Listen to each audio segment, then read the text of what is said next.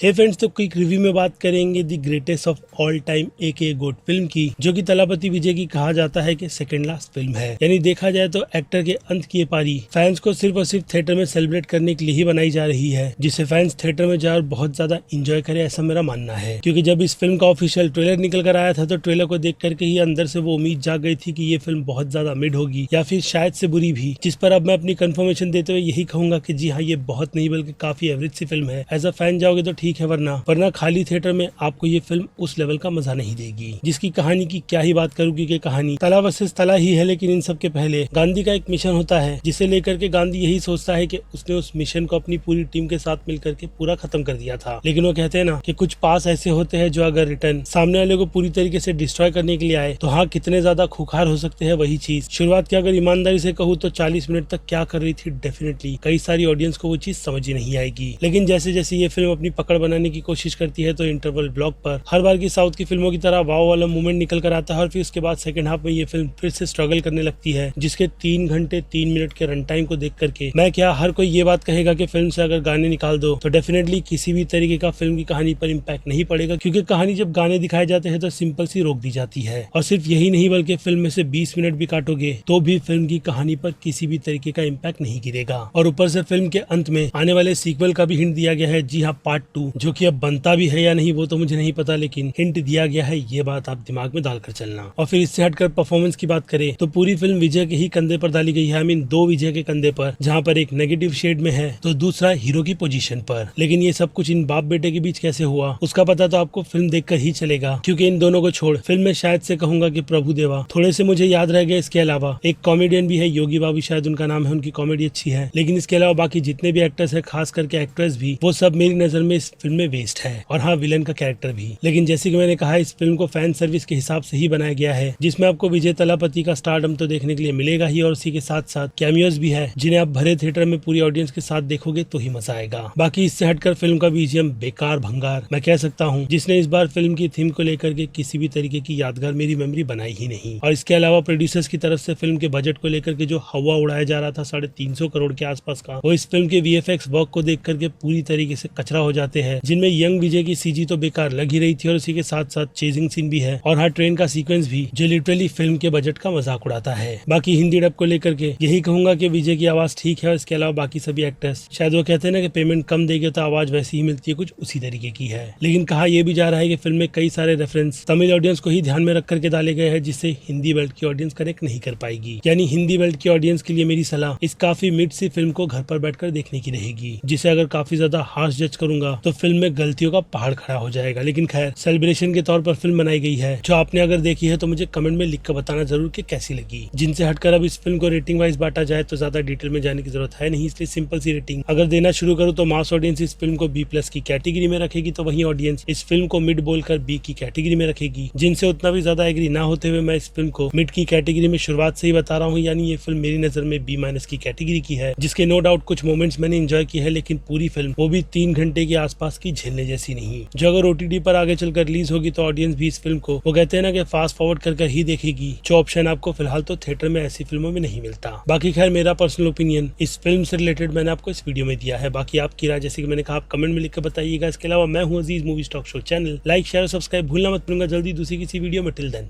Bye.